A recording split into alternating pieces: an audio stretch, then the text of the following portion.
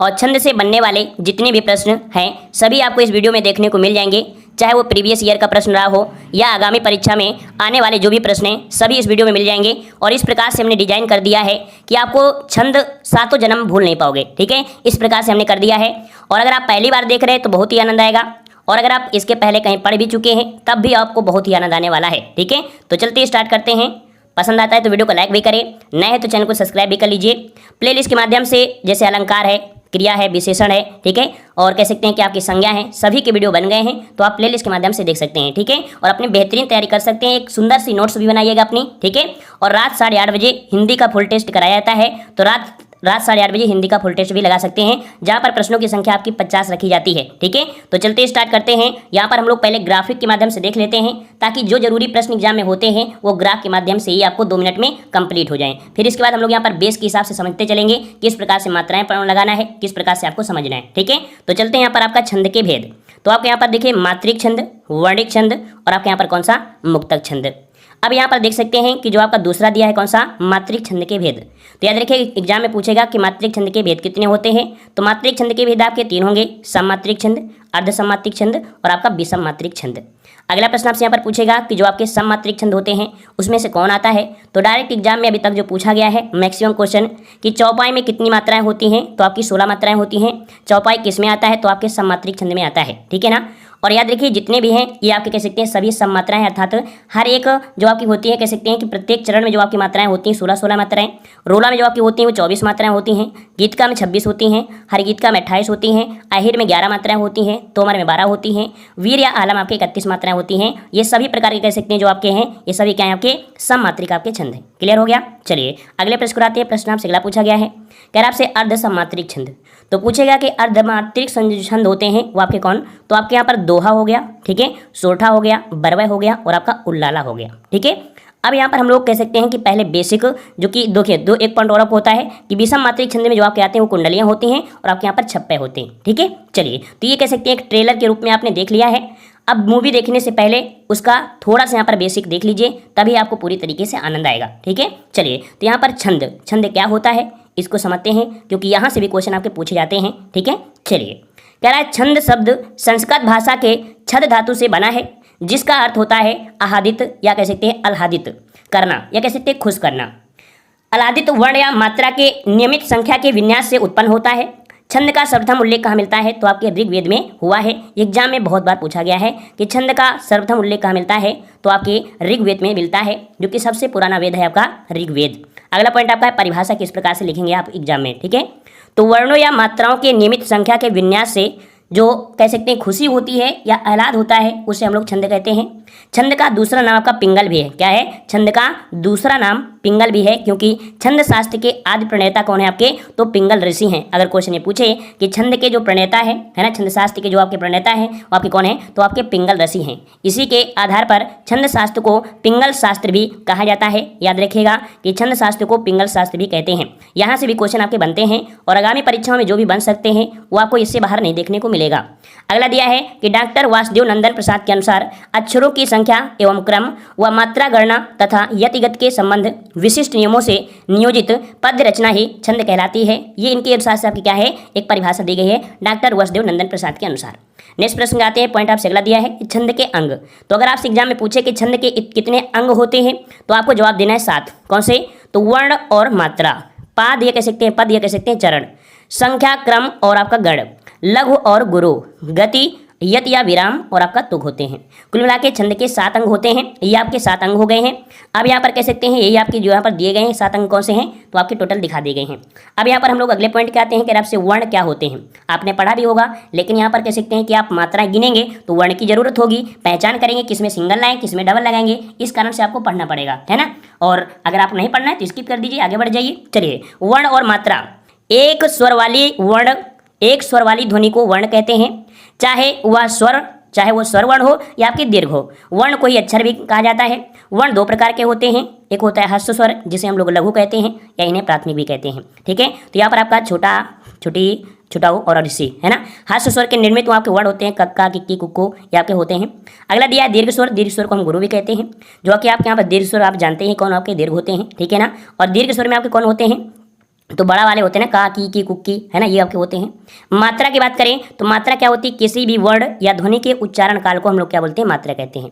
मात्राएं केवल स्वरों की ही होती हैं, व्यंजन वर्णों की मात्राएं नहीं होती हैं। याद रखिएगा कि मात्रा सिर्फ आपको किस में मिलेंगी, तो आपकी स्वरों में मिलेंगी, व्यंजन वर्णों में कोई मात्रा आपकी नहीं होती है। ठीक है। नेक्स्ट प्रश्न आपसे पूछा गया है कि हस्य स्वर या हस्य स्वर से निर्मित वर्णों के उच्चारण में एक मात्रा का समय लगता है। मतलब जो आपके लघु स्वर होते हैं उनमें सिर्फ कह सकते हैं एक मात्रा का समय लगता है, एक चुटकी का समय लगता है। दूसरा दिया है कि दीर्घ स्वर से निर्मित होते हैं वो आपके दो मात्रा वाले होते हैं, अर्थात जो आपका दीर्घ स्वर होते हैं वो आपकी दो मात्राएं होती हैं। सिंगल वाला किस प्रकार से होता है, डबल वाला इस प्रकार से होता है। ठीक है।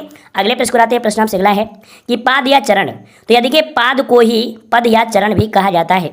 छंद में प्रायः 4 चरण होते हैं, किंतु एक छंद में 4 से अधिक चरण भी हो सकते हैं। ठीक है। जैसा कि हम जानते हैं कि छंद में 4 चरण होते हैं, लेकिन कुछ छंद 2 ही पंक्तियों में लिख दिया जाता है, जैसे दोहा। याद रखिए, जैसे आपका दोहा है सिर्फ 2 ही पंक्ति में लिख देते हैं, सोठा को भी लिख देते हैं। और ऐसे छंद की जो प्रत्येक पंक्ति को हम लोग बोलते हैं दल, है ना। जैसे दोहा है तो दोहा की अगर एक पंक्ति है तो ऐसे छंद की जो प्रत्येक पंक्ति होती है उसे हम बोलते हैं दल बोल देते हैं। ठीक है। कितने दल हैं, तो आपका एक दल हो गया, दोनों को मिला देंगे तो 2 दल हो जाएंगे। चरण 2 प्रकार के होते हैं, विषम चरण और आपके सम चरण। छंद के पहले और तीसरे चरण को विषम कहा जाता है और दूसरे और चौथे चरण को हम लोग सम चरण कहते हैं। ये पॉइंट समझ में आ गया ना, कि जैसे आपकी 4 लाइनें हैं, इन 4 लाइनों में जो आपकी पहली और तीसरी है उसको हम विषम कहेंगे, और वैसे भी आप जानते हैं कि 1 और 3 विषम होते हैं, है ना। चलिए अगला है संख्या, क्रम और गण। तो यहाँ से क्वेश्चन बहुत ही महत्वपूर्ण है, बहुत ही बारीकी पॉइंट है क्या, कि वर्णों और मात्राओं की गणना को संख्या और लघु गुरु के स्थान निर्धारण को क्रम कहते हैं। फिर से पढ़िए कि वर्णों और मात्राओं की गणना को संख्या कहते हैं और लघु गुरु के स्थान निर्धारण को क्रम कहते हैं। ठीक है ना। अगला पॉइंट आपका है कि मात्रिक छंदों के सभी चरणों में मात्राओं की संख्या तो समान होती है, लेकिन लघु गुरु का क्रम समान नहीं होता है।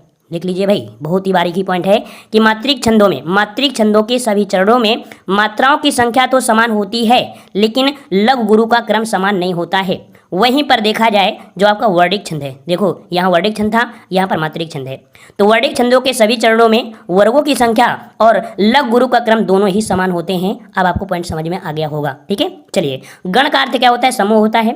गणों की गणना केवल वर्णिक छंदों में ही की जाती है। ठीक है। याद रखिए, जो आपके गण होते हैं तो गणों की हम लोग केवल जो गणना करते हैं वो सिर्फ छंद में ही करते हैं, वो आप कैसे अदर नहीं करते हैं। ठीक है। चलिए, कौन से छंद में, वर्णिक छंद में। ठीक है। अगले पॉइंट पे आते हैं। पॉइंट आपसे अगला है कि 3 वर्णों के समूह को गण कहते हैं। आपसे क्वेश्चन पूछा जाएगा कि गणों की संख्या कितनी होती है और गण कितने वर्णों से मिलकर बनते हैं। तो गण जो बनते हैं वो आपके 3 वर्णों से मिलकर बनते हैं। कुल संख्या आपकी 8 होती है। कौन कौन से आपकी, यगण, मगड़, तगड़, रगड़, जगड़, भगड़, नगड़ और सगड़। वैसे इसका एक सूत्र होता है, यमाता राज भान सलगा। क्या होता है, यमाता राज भान सलगा, वहाँ से आपके निकाले जाते हैं, वो एक ट्रिक होती है। ठीक है। और आपको दिया भी गया है, यहाँ देख लीजिए कि इन 8 गणों को एक सूत्र के माध्यम से याद किया सकता है, यमाता राज भान सलगा, है ना। तो जैसे आपने यहाँ पर देखो यगण लिखा था तो ये लिखा है, फिर आपका लिखा है मगड़, तो यगड़, मगड़, तगड़, रगड़, जगड़, भगड़, नगड़, सगड़, मिल गया ना। वही चीज़ आपका दिया है। अब देखिए लघु और गुरु। तो यहाँ पर देखो लघु आपने पढ़ लिया था, स्वर जो आपकी होती है 1 मात्रा वाला। दीर्घ भी आपने पढ़ लिया कि 2 मात्रा वाली होती हैं। लघु दीर्घ तो जानते ही हैं, अगर नहीं जानते हैं तो हमारा पहला वाला वर्ण वाला जो आपका चैप्टर है उसको आप देखिएगा, बहुत ही बेहतरीन ढंग से बताया है उसको भी। ठीक है। चलिए, तो आपकी संख्या आपकी यह सिंगल होती है और लघु वाली जो दीर्घ वाली होती है उसे हम एक वर्तुअल रेखा बोलते हैं। इसे क्या बोलते हैं, एक वर्तुअल रेखा बोलते हैं। अगर क्वेश्चन आपसे पूछे कि जो सिंगल वाली होती है इसे एक पाई रेखा बोलते हैं और जो डबल वाली होती है इसे एक वर्तुअल रेखा कहते हैं। ठीक है। चलिए, अगला है जो कि सबसे महत्वपूर्ण है, ये पॉइंट, यही पॉइंट आपके एग्जाम में महत्वपूर्ण होते हैं कि लघु वर्ण के अंतर्गत आने वाले वर्ड। देखिए लघु में कौन कौन, तो आपका ये तो आता है, ये भी आता है, ये भी आता है, लेकिन ऋषि भी आपके किस में आता है, लघु में। ठीक है। इनसे निरित तो आपके वर्ड हो सकते हैं कक, की, कुई। ठीक है। और आपका ये वाला भी जो आप देख लीजिए, ये वाला जो होता है उसमें आपकी कौन सी, तो आपका एक ही पाई वाली रेखा आपकी होती है। ठीक है। चंद बिंदु वाले, ये भी पॉइंट आप याद रखिए, जो चंद बिंदु वाले होते कौन, अगर आपका अंक लिखा है ना ये वाला, तो आपका सिंगल ही होगा। ठीक है। ये अगर लिखा है तो आपका सिंगल ही होगा, अर्थात जहाँ की चांद की बिंदी लिख जाए वहाँ पर मात्रा सिंगल आपको लगाना है। ठीक है। चलिए, संयुक्त व्यंजन जैसे आपका दिया गया है ना, कौन सा, इस प्रकार से दिए हैं, तो यहाँ पर भी मात्रा आपकी कैसी होती है, सिंगल ही होती है। इसको डबल आपको काउंटर नहीं करना है। बस यही आपकी छोटे सा ज्ञान था, इसी से यहाँ पर कह सकते सकते हैं कि आपको यहाँ पर ज्ञान मिल जाएगा और आप आसानी से लगा सकते हैं, क्योंकि ये वर्ड आपको ऐसे होते हैं जो डबल कर सकते हैं ना, कि आप गलती से इसे डबल कर देंगे, बल्कि आपको कैसे रखना है, सिंगल करना है। ठीक है, चलिए अगला है लघु वर्णों की गणना। तो देखिए जैसे कमल है ना, तो देखिए का में एक वर्ड है, मा में एक है और ला में एक है। जैसे आपका हा दिया है, देखो चंद्र की बिंदी है, सिंगल होना चाहिए, सिंगल आपका है। ठीक है, चलिए गुरु वर्ण में कौन कौन आते हैं, तो गुरु वर्ण में आप इनको तो जानते हैं, आसानी से इनको बताने की जरूरत नहीं है, लेकिन यहाँ पर कह सकते हैं जो समझने वाली है वो उनको समझना है कि जो आपके अनुसर होता है, ठीक है, अनुसर, और जो आपका विसर्ग होता है, जैसे कि मान लीजिए संसार है ना, संसार है, नींद है, अंगीठी है, आता है, दुख है, ये आपके दीर्घ में आते हैं। ठीक है ना, क्लियर है। अगला है कि संयुक्ताक्षर के पूर्व का लघु वर्ण भी गुरु होता है। देखिए मतलब ये हुआ कि अगर कोई संयुक्त अक्षर है, संयुक्त अक्षर आपके छत्रज्ञा होते हैं ना, तो उसके पूर्व अर्थात उसके पहले का जो वर्ण होगा वो आपको कह सकते हैं गुरु ही माना जाएगा। अभी आपको समझाते हैं। जैसे अग्र का आ वर्ण क्या है, ठीक है, आ वर्ण, ठीक है, अग्र का कैसा आ वर्ण, 80 का आ, ठीक है, और चंदा का चा वर्ण आदि ये गुरु ही होंगे। ठीक है, समझ में आ गया ना, ये गुरु में ही काउंट किए जाएंगे, जबकि हैं क्या, ये लघु हैं। समझ में आ गया, है आपके ऐसे, लेकिन इनको डबल में काउंट किया जाएगा, आपके गुरु वर्ण के काउंट होंगे। क्लियर है। अच्छा, अगला दिया गया है गुरु वर्णों की गात्रा। जैसे कि आपका दिया है यहाँ पर आपका ताला हो गया, चौपाया हो गया, डबल डबल आप जान गए हो कि यहाँ पर डबल आपका आ है तो डबल हो जाएगा, यहाँ पर डबल। क्लियर है। चलिए लघु एवं गुरु वर्णों की मात्रा, जैसे मेरी भव बाधा हरो। देखो इनको किस प्रकार से करते हैं, अगर आप गाना गाना जानते हैं, जहाँ पर आपकी स्वर आपका तेज हो जाए वहाँ पर डबल होगा, जहाँ स्वर आपको नीचे दबने लगे वहाँ पर आपके सिंगल होगा। मेरी भव बाधा हरो राधा नागरी सोई। ठीक है, तो यहाँ पर देखो एक ही मात्रा है, एक ही मात्रा है, तो ये मात्रा समझ गए होंगे। इसमें देखो आपके सिंगल सिंगल होगी, इसमें डबल डबल, इसमें देखो पहले में सिंगल है, फिर आपके यहाँ पर डबल हो जाएगी। तो इस प्रकार से इसको भी आसानी से यहाँ पर निकाल सकते हैं। अब यहाँ पर जो भी आपको पॉइंट है, जैसे आपका श्री है, ठीक है, लेकिन बड़े की मात्रा है ना, तो आपका यहाँ पर सेकंड हो गया ना। यहाँ पर देखो ई की बिंदी है ना, चिंडी की बिंदी है, तो आपका डबल हो गया ना। जो जरूरी था वो पॉइंट आप यहाँ पर समझ गए होंगे। ठीक है, चलिए गति क्या होती है, तो गति या गति का अर्थ होता है लय, या कह सकते हैं प्रवाह। क्या बोलते हैं, प्रवाह। जिस राग से हम छंद को पढ़ते हैं उसे हम लोग बोलते हैं गति या लय बोलते हैं। ठीक है, गति या लय बोलते हैं। विराम क्या होता है, तो विराम मतलब होता है ठहराव, या कह सकते हैं विराम होता है। छंद को पढ़ते आने वाले समय को विराम कहते हैं। एग्जाम में बहुत बार पूछा गया है कि छंद को पढ़ते समय आने वाले विराम को क्या बोलते हैं, तो क्या बोलते हैं भाई, उसे यति बोलते हैं। क्लियर हो गया। चलिए तुक क्या होता है, तो तुक चरण के अंत में आने वाले समान चरणों को तुक कहते हैं। जिन छंद के अंत में तुक हो उसे तुकांत छंद, और जिसके अंत में तुक ना हो उसे अतुकांत छंद कहते हैं। जैसे क्या होता है, लास्ट में, जैसे आपने कोई भी परिभाषा पढ़ी तो लास्ट में बड़ा आ गया, फिर दूसरे वाले में आ गया, अभी आपको मिलेगा। देखिए तुक को छंद का प्राण कहते हैं, ये पॉइंट याद रखिए। जो तुक होता है तो तुक को ही हम लोग क्या बोलते हैं, इसे तुक को छंद का प्राण कहते हैं। ये पॉइंट आपको याद रखना है। ठीक है, चलिए अब यहाँ पर छंद देख लेते हैं, जो कि हम लोग बेसिक से। ठीक है, चलिए मात्रिक छंद सबसे पहले पढ़ते हैं। मात्रिक छंद क्या होता है, जिस छंद में मात्रा की गणना हो उसे मात्रिक छंद कहते हैं। मात्रिक छंद के सभी चरणों में मात्राओं की संख्या समान एवं संख्या पर ध्यान दिया जाता है, लेकिन वर्णों के क्रम पर ध्यान नहीं दिया जाता है। क्यों, क्योंकि इसके वर्णों की संख्या भिन्न हो सकती है। ठीक है, मात्रिक छंद के 3 पार्ट होते हैं। कौन कौन से, तो यहाँ पर आपका सममात्रिक, अर्ध, ठीक है, और आपका विषम, जो कि आपने पहले पढ़ लिया था। अब यहाँ पर देखिए सममात्रिक छंद क्या होता है, तो सममात्रिक जिस छंद में सभी चरण समान हो, अर्थात जिस छंद के चरणों में मात्राओं की संख्या समान हो उसे हम लोग सममात्रिक छंद कहते हैं। तो यहाँ पर याद रखिए कौन कौन से होते हैं, तो चौपाई के प्रत्येक चरण में कितनी होती हैं, 16 मात्राएं होती हैं। रोला में प्रत्येक चरण में 24 मात्राएं होती हैं। गीतिका में प्रत्येक चरण में 26 मात्राएं होती हैं। हरगीतिका में प्रत्येक चरण में 28 मात्राएं होती हैं। अहिर में प्रत्येक चरण में 11 मात्राएं होती हैं। प्रत्येक चरण में यहाँ पर तोमर में कौन 12 होती है, और वीर या हला कितनी होती है, तो आपकी 31 मात्राएं आपकी होती हैं। ठीक है, जो कि आप स्ट्रक्चर से इसको आपने देख लिया था। ठीक है, अब यहाँ पर अर्धमात्रिक छंद, तो जिस छंद में पहला और तीसरा, समझिएगा, जिस छंद में पहला और तीसरा जो आपका है, तथा मतलब कह सकते हैं अर्धसमात्रिक छंद क्या है, कि जिस छंद में पहला और तीसरा चरण तथा दूसरा और चौथा चरण समान हो उसे अर्धसमात्रिक छंद कहते हैं। पहला तीसरा चरण तथा दूसरा और चौथा समान हो। ठीक है, मतलब क्या है कि ये समान होना चाहिए, फिर इसके बाद कौन से, ये समान होने चाहिए। दो मतलब कह सकते हैं एक ये समान होगा तो एक ये दूसरा होगा, अर्थात एक होगा और दूसरा कह सकते हैं किस प्रकार से, जैसे ये आपका हम आपको बता रहे हैं। जैसे कि मतलब होता है 4 हमने रेखाएं कर दिया, 11 जैसे 13 हो गया, 11 हो गया, फिर 13 11, तो इस प्रकार से जो आपका दूसरा होता है वो सम हो जाएगा, है ना, चौथा सम हो जाएगा, पहला और तीसरा आपका विषम हो जाएगा। ठीक है, देखिए अर्धसमात्रिक छंद के उदाहरण समझिए। जैसे दोहा है, तो दोहा विषम चरण में कितनी होती है, तो आपकी 13 मात्रा होती हैं, सम चरण में आपकी कितनी होती हैं, आपके यहाँ पर 11 होती हैं, ये आपको दिया है। सोठा दोहा का उल्टा होता है, विषम चरण में 11 हो जाती हैं और आपके सम चरण में कितनी होती हैं, 13 मात्राएं हो जाती हैं। बरवे की बात करें तो बरवे में जो विषम चरण होता है तो बरवे में विषम चरण में 12 मात्राएं होती हैं और सम चरण में आपकी 7 मात्राएं होती हैं। उल्लाला की बात करें तो उल्लाला में 15 चरण होती हैं, आपकी विषम चरण में होती हैं और सम मात्रा में आपकी कितनी होती है, 13 होते हैं, ये आपका उल्लाला हो गया। ठीक है, अब यहाँ पर अर्ध सममात्रिक छंद, तो अर्ध सममात्रिक छंद में कौन कौन आते हैं, दोहा, सोठा, बरवे और आपका उल्लाला। विषम मात्रिक छंद देखते हैं, तो विषम मात्रिक छंद जिस छंद में दो या दो से अधिक चरण आपके समान हो उसे हम लोग विषम मात्रिक छंद कहते हैं। विषम मात्रिक छंद के अंतर्गत आप यहाँ पर देख सकते हैं कुंडलियाँ होती हैं, जिसमें से देख सीखिए कुंडलियाँ जो बनती हैं, एग्जाम में क्वेश्चन पूछेगा कि जो कुंडलियाँ होती हैं किससे बनती हैं, तो कुंडलियाँ आपके दोहा और आपके रोला से बनती हैं। जो छप्पय होता है, छप्पय किससे बनता है, तो रोला और आपके उल्लाला से बनता है। ठीक है, ये पॉइंट आपको याद रखना है। अब विषम मात्रिक छंद में आपके कुंडलियाँ और आप छप्पय आ चुके हैं, तो वर्णिक मात्रा में हम लोग समझ लेते हैं वर्णिक मात्रिक छंद क्या होता है। हम लोग ने यहाँ पर आपके उनको पढ़ लिया है, अब हम लोग वर्णिक पढ़ रहे हैं। ठीक है, मात्रिक पढ़ लिए, वर्णिक पढ़ रहे हैं। कह रहा है जिस छंद में वर्णों की गणना हो उसे वर्णिक छंद कहते हैं। वर्णिक छंद के सभी चरणों में वर्णों की समान संख्या रखी रहती है, लघु गुरु का क्रम समान रहता है। वर्णिक छंद के उदाहरण की बात करें तो जैसे आपका सवैया है ना, सवैया में क्या करते हैं, वर्णों को गिनते हैं, है ना, वर्णों को गिनते हैं, है ना। प्रत्येक चरण से देखा जाए, प्रत्येक चरण में 22 से लेकर आपके 26 तक जो मात्रा होती हैं वो सवैया में होता है। सवैया में क्या होगा कि 22 से लेकर 26 तक अगर आपके वर्ण हैं तो उसे हम लोग सवैया बोलेंगे। अगर किसी भी चरण में अगर 31 वर्ण आपके होते हैं तो आपका कवित्व छंद होगा। मालिनी में प्रत्येक चरण में आपके 15 वर्ण होते हैं।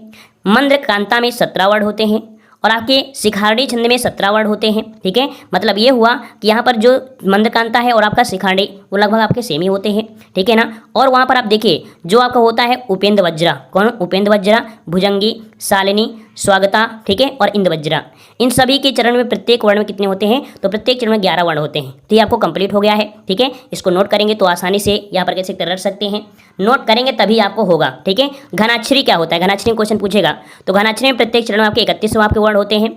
बसंत तालिका में प्रत्येक चरण में 14 वर्ण होते हैं। द्रुत विलंबित में आपके प्रत्येक चरण में 12 वर्ण होते हैं। आपके तोटक में आपके कितने होते हैं, प्रत्येक चरण में 12 होते हैं। वंशस्थ में आपके कितने होते हैं, आपके 12 वर्ण होते हैं। और आपके स्त्रीगर्धा में कितने होते हैं, तो आपके 21 वर्ण होते हैं। ठीक है, चलिए अब छंदों का हम लोग सामान्य परिचय यहाँ से देख लेते हैं, यहीं से आपके यहाँ पर जरूरत होती है। ठीक है ना, जैसे आपका दिया है चौपाई, तो यह एक सममात्रिक छंद है, यह एक सममात्रिक छंद है। इसमें 4 चरण होते हैं, प्रत्येक चरण में 16 मात्राएं होती हैं। इसके अंत में जो आपका होता है जगड़ होता है और आपका तगड़ नहीं आना चाहिए। देखिए कह रहा है इसके अंत में जगड़ और तगड़ नहीं आना चाहिए, किंतु अंत में 2 गुरु और 2 लघु आ सकते हैं। मतलब ये पॉइंट आपको नहीं आना चाहिए लास्ट में। ठीक है, लेकिन 2 गुरु हो सकते हैं, मतलब इस प्रकार से आ सकते हैं, और 2 लघु आ सकते हैं इस प्रकार से। ठीक है ना, लेकिन ये वर्ण इस प्रकार के नहीं आना चाहिए। इसमें पहले चरण की तुक दूसरे चरण से तथा तीसरे चरण की चौथे से आपको मिलती है। जैसे यहाँ पर समझ लीजिए एक उदाहरण, कह रहा आपसे यहाँ पर कि सुन सी सत्य असी से हमारी, पूजे मन कामना तुम्हारी। तो यहाँ पर देखो ये तुक आपको मिल रहा है ना, तुम्हारी हमारी, ये आपका हो गया। तो यहाँ पर देखो ये चीज़ आपको दिया है, ये चीज़ आपको दिया है ना, लास्ट के 2 वर्ण क्या है, ये आपका गुरु हो सकते हैं जो कि आपका दिया गया है ना। चलिए इसी प्रकार राम कथा सुंदर कतारी, ठीक है, संशय विहग उड़ावन हारी। ठीक है, अगला है बंदा गुर पद पदुम परागा, सुरुचि सुवास सरस अनुरागा, आमी मोरे चूरन चारू, सकल समन पौरुच परवारियु। तो यहाँ पर देखो जैसे आपके यहाँ पर दिया है दुरुम, है ना, दुरुम है ना, तो यहाँ पर रा उड़ा है, लेकिन ये रा कैसा है, सिंगल में ही काउंट होगा, जो कि हमने आपको बता दिया था। ठीक है, यहाँ पर देखो बिंदी लगी है तो आपका डबल काउंट हो गया है, बस इनको ही देखना है। और आप तो यहाँ पर आपको लगा हुआ है, इसे आसानी से देख सकते हैं। गीत का क्या होता है, तो गीत का सममात्रिक छंद है, प्रत्येक चरण में 26 मात्राएं आपको होती हैं। इसमें से 14 और 12 मात्राओं पर यति होती है। इसके अंत में लघु और गुरु का प्रयोग होता है। लघु और गुरु का प्रयोग मतलब कह सकते हैं कि अंत में यहाँ पर गुरु हो सकता है। और आपका लघु और गुरु देखिए, लघु और गुरु मतलब कह सकते हैं, देखिए ये लघु है फिर गुरु है, लघु है फिर गुरु है। ठीक है ना, ये आपका हो गया इसमें से। और आपका क्या करना है, यहाँ पर मात्राएं तो आप गिने लेंगे, आपके सामने है, यहाँ पर गिनने का समय हम लोग वेस्ट नहीं करेंगे। क्लियर है ना। देखिए यहाँ पर जैसे मान लीजिए यहाँ पर देखो छोटा को मात्रा है, लेकिन यहाँ पर रा उड़ा हुआ है। ठीक है, लेकिन रा के पहले जब हमने बताया था कि जब ऐसे वर्ण आए तो उनको डबल कर देना है पहले वाले में।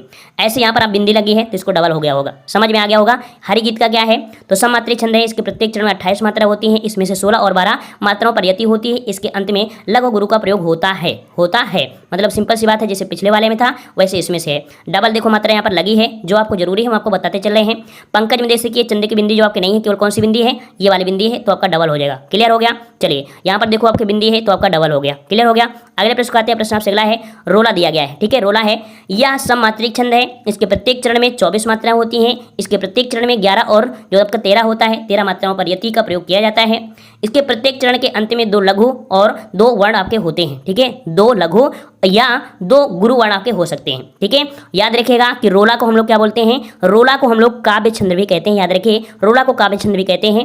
अब इसमें से आप देख लीजिएगा जो आपका रूल कहा गया है कि आपके यहाँ पर लास्ट में क्या है, तो आपके यहाँ पर गुरु आपका लगा है, ठीक है। अंत में आपका लघु या कह सकते हैं 2 आपके गुरु आपके हो सकते हैं, ठीक है। चलिए अगला दिया है यहाँ पर, ये उदाहरण आपका इसका दिया गया है, निकाल भी सकते हैं, आपके सामने है, ठीक है। दोहा जो दिया है यह अर्धसमात्रिक छंद है।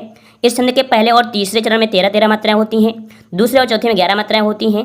इसमें यति जो होती है चरण के अंत में होता है। इसमें सम चरणों में अंत में क्या होना जरूरी है, दिया होना जरूरी आपका है, ठीक है। उदाहरण का दिया है, श्री गुरु चरण सरोज रज रजमन मुकुट सुधार रघुवर बन रहो रघुवर बियोन जसु जस दाय फलचार। तो वही चीज़ आपका दिया है कि यहाँ पर लघु होना आवश्यक है। देखिए लघु आपको मिल गया, लघु मिल गया ना, यहाँ से पहचान हो जाती है, ठीक है। और ऐसे लाल देह लाली लले, है ना, तो यहाँ पर जो सब है आप निकाल सकते हैं मात्रा अब आसानी से, ठीक है। सोठा की बात करें तो सोठा भी आपको यहाँ पर निकाल सकते हैं। सोठा जो आपका होता है दोहे का उल्टा होता है। 13-13 आपको देख सकते हैं, आपको दे दिया है पहले से, बिल्कुल हमने पूरी तरीके से आपको समझा दिया है, तो आप समझ सकते हैं। बर्वे की समझिए कि यह अर्धसमात्रिक छंद होता है। इस छंद के पहले और तीसरे चरण में कितना होता है, तो पहले और तीसरे, याद रखिए पहले और तीसरे चरण में 12-12 मात्राएं होती हैं एवं दूसरे और चौथे चरण में आपकी 7-7 मात्राएं होती हैं। सम चरणों के अंत में क्या होता है भाई, तो सम चरणों के अंत में आपका जगड़ होना चाहिए, ठीक है, ठीक है। और तगड़ आप क्या कर सकते हैं कि जगड़ अथवा तगड़ के प्रयोग से छंद में मिठास आ जाती है। यति का प्रयोग जो चरण के अंत में किया जाता है। देखिए मतलब क्या पूछा है कि जैसे आपका दिया गया कौन सा, ये वाला आपका दिया गया है ना, इसको दोनों के एक साथ लगा दिया गया है, अर्थात यहाँ पर तुक जो मिल रहा है दोनों को मिल रहा है, ठीक है ना। जगड़ हो गया और इधर भी जगड़ हो गया, दोनों जब एक में आ गए हैं तो इनमें कह सकते हैं मिठास जैसे आपकी लग गई, ठीक है ना। ये समझ में आ गया ना। इसको समझ लीजिए क्या पॉइंट दिया है, 7-7 में, ठीक है, 7-7 में दिया है, 7 मात्राएं होती हैं, ठीक है। तो इसको आप गिन लीजिएगा, आंसर आपको हो जाएगा 12 मात्राएं और दूसरे में आपके 7 मात्राएं, ठीक है। 4 3 7 आपको दिया है कि नहीं, 7 दिया, देखो 7 दिया है, और ये वाली 12 मात्राएं तो आपकी 12 मात्राएं हो जाएंगी, ठीक है। चलिए उल्लाला जो आपका होता है कि ये अर्धसमात्रिक छंद है। इसके पहले और तीसरे चरण में 15 मात्राएं और दूसरे और चौथे चरण में आपकी 13-13 मात्राएं होती हैं। इसको आप गिन लीजिएगा, ये आपको यहाँ पर दिया गया है, ठीक है। अब यहाँ पर आपको देखा है कुंडलियाँ, ठीक है, क्योंकि कुंडलियों से क्वेश्चन आपके बनते हैं। जो कुंडलियाँ होती हैं ये विषम संयुक्त मात्रिक छंद होती हैं, जिसमें 6 चरण होते हैं। दोहा और रोला को मिलाने से बनने वाली छंद रचना को हम लोग कुंडली कहते हैं। यहाँ पर परिभाषा एग्जाम में पूछा जाता है कि इसके शुरू के 2 चरण होते हैं वो आपके दोहा के होते हैं। शुरू के 2 चरण होते हैं दोहा के होते हैं, बाद के 4 चरण होते हैं वो आपके रोला के होते हैं।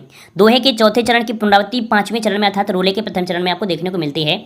और इस छंद का प्रारंभ जो होता है, ठीक है, और अंत एक ही शब्द से होता है। तो सबसे बड़ी पहचान यही होती है कि ये देखो सावन से स्टार्ट हुआ है और सावन में ही खत्म हो गया है। सबसे बड़ी पहचान आपकी यही है, ठीक है। तो इसको भी आप कर सकते हैं, ठीक है। छप्पे क्या है, तो ये विषम मात्रिक छंद है, इसे अवधि का निजी छंद कहते हैं। याद रखिए जो छप्पा है तो छप्पे को क्या बोलते हैं भाई, अवधि का निजी छंद कहते हैं। छप्पे को अवधि का निजी छंद कहते हैं।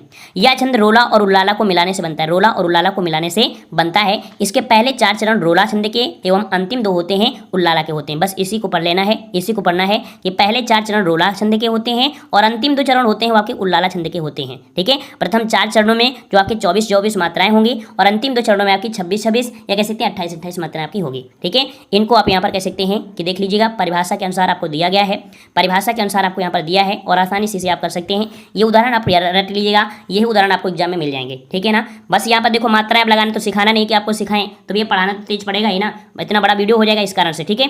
अगले यहाँ पर देख लीजिए, यहाँ पर आपको ये दिया गया है, इसकी मात्रा भी कर सकते हैं। जो परिभाषा आपको दिया गया है वो परिभाषा यहाँ पर आप देख लीजिए, ठीक है। और अगले प्रश्न आते हैं यहाँ पर, जो कि दिया गया है कौन सा, हाँ, यहाँ पर 3-4 पॉइंट आपके और हैं। कौन से, कि छंद का सर्वप्रथम प्रयोग कहाँ हुआ है, ऋग्वेद में हुआ है।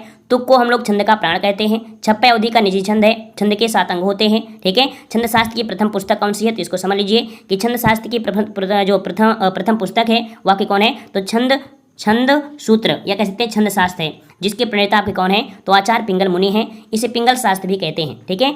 और यहाँ पर कह सकते हैं कि एक क्वेश्चन आपको दिया गया है, इस क्वेश्चन का आपको जवाब देना है, ठीक है ना।